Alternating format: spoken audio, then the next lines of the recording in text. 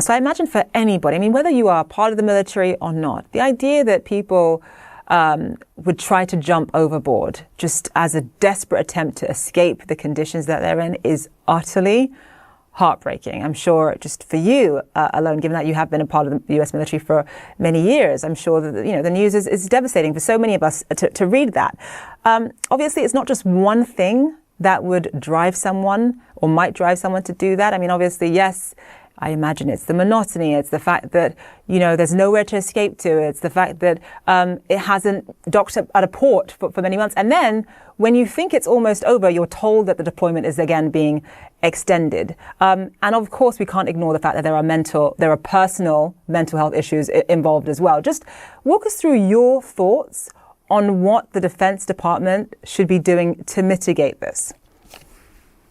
Yeah, Zane, it's good to be with you. And this is a really serious issue for the military and really for any military in the world. It is, and also for people in general, for society in general, because what you're dealing with here is people who are in a space that is limited. Yes, you're going halfway around the world. You're performing a mission. That can be very exciting work to do that. But once you do the routine of that mission, it becomes routine. And that, of course, can lead to, people being careless, people, ending up, with mental issues because they can't escape that particular routine or those particular stresses. And I think the stresses are really among the most important things here. So when you have a unit, whether it's a naval unit on board a ship, or you're with the Army or with an Air Force unit, mental health for people who are in deployed conditions is extremely, extremely important.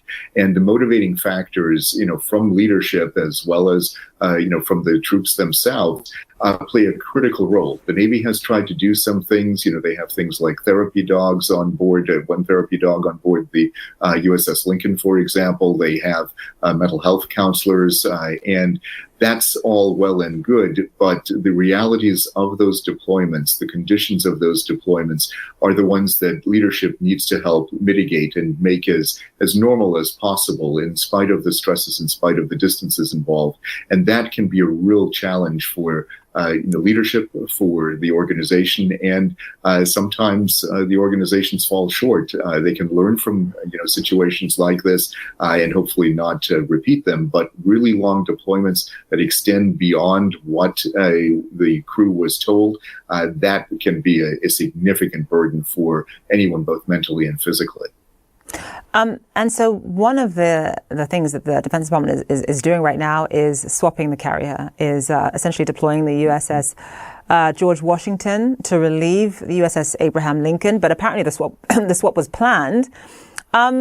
Is that enough? Because yes, that might address the issue of the sort of conditions on board the USS Abraham Lincoln, but it doesn't address the stressors that you are talking about.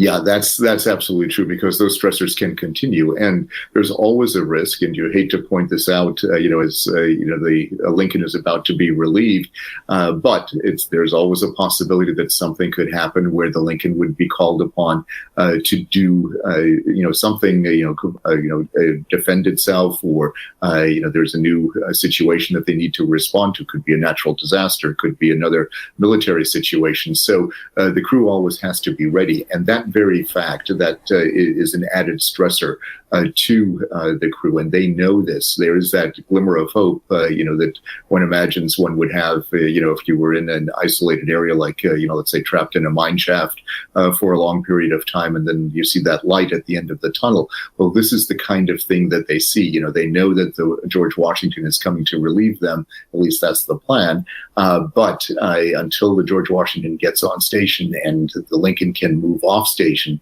that is something that they're waiting for, and they hope that glimmer of light is going to be something that they can actually move toward and eventually get back to home port, in this case San Diego. And that of course is a critical thing for the crew and for all their families as well. CNN is reporting that Trump's top general is looking for an off-ramp from the war. He's acknowledged publicly that air power has its limits. I wonder if you think the U.S. military has done all that it can against Iran from the skies. From the skies, for sure, the naval blockade is certainly having a large effect on their economy, and that could continue. And then the other element of power, of course, would be ground forces, but I don't see that in the cards, given the significant opposition the president would run into in Congress and among the American people.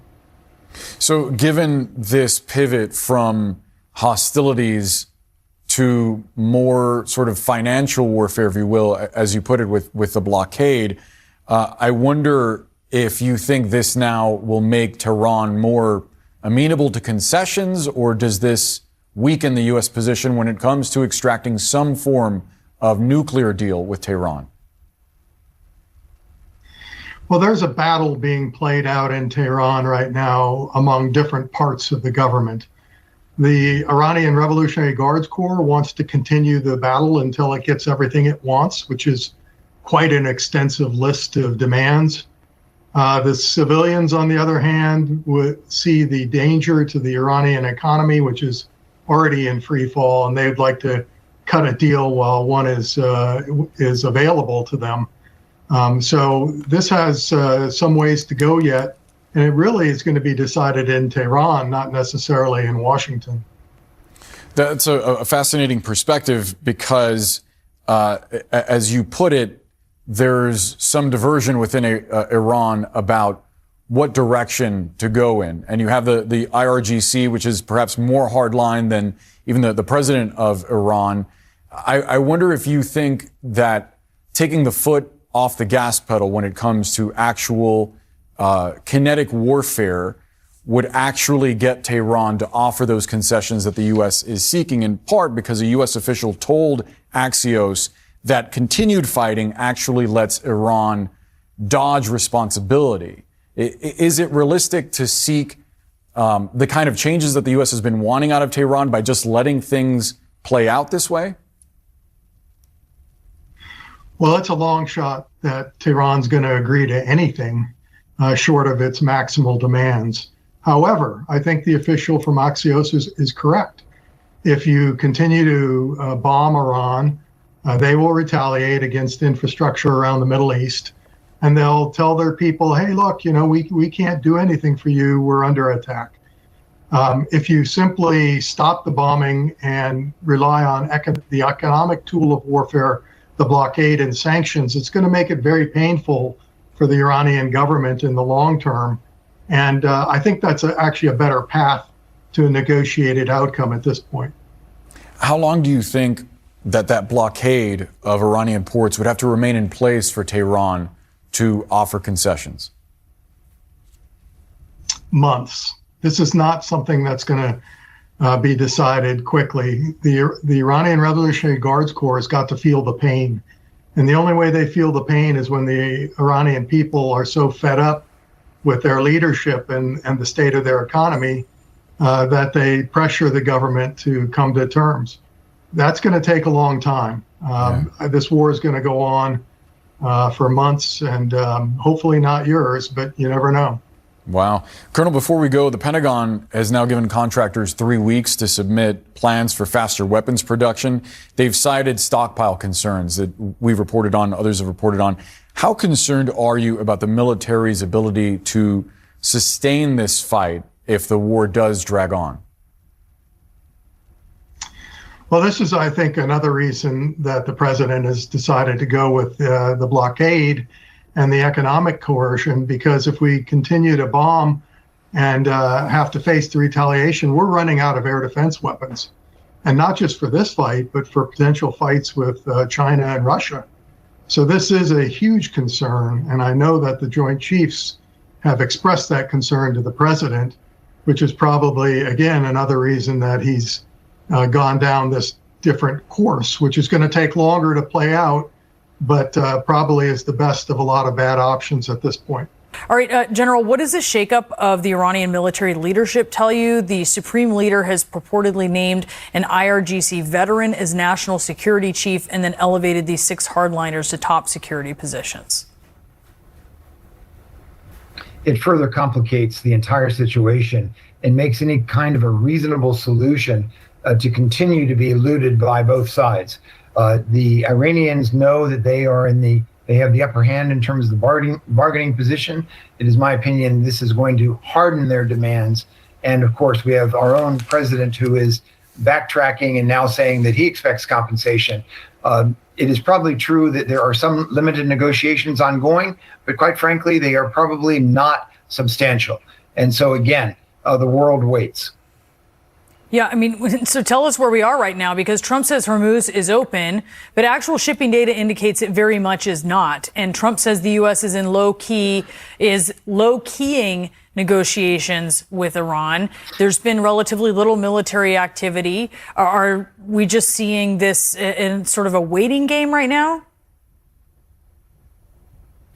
It's literally a waiting game. You have both sides who are refusing to move, and the Iranians are again in the upper hand. The whole idea that this is about nuclear materials we know to be a complete farce. The president himself said he destroyed that capability 2 wars ago. And the problem is the Iranians now have something much more powerful than a nuclear weapon. It's called, they now can control the strait at any point to eliminate, significantly reduce the oil that goes through there. I mean, there are estimates that this is costing the world somewhere between $1 trillion to $3 trillion. And of course, the American share about that is somewhere about $500 billion. It's shocking how much the negative impact has been on the world because of this venture of our president.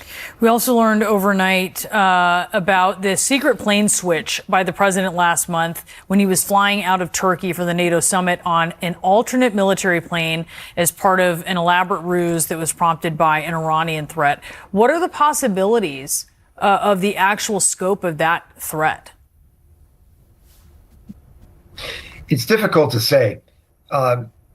And why I say it in that way is because the Iranians would, on one side, perhaps want the Trump to be out of being the president. On the other hand, the Iranians also know that with Trump in, quite frankly, they're in significant control of the situation. So I think this, quite frankly, is propaganda on both sides.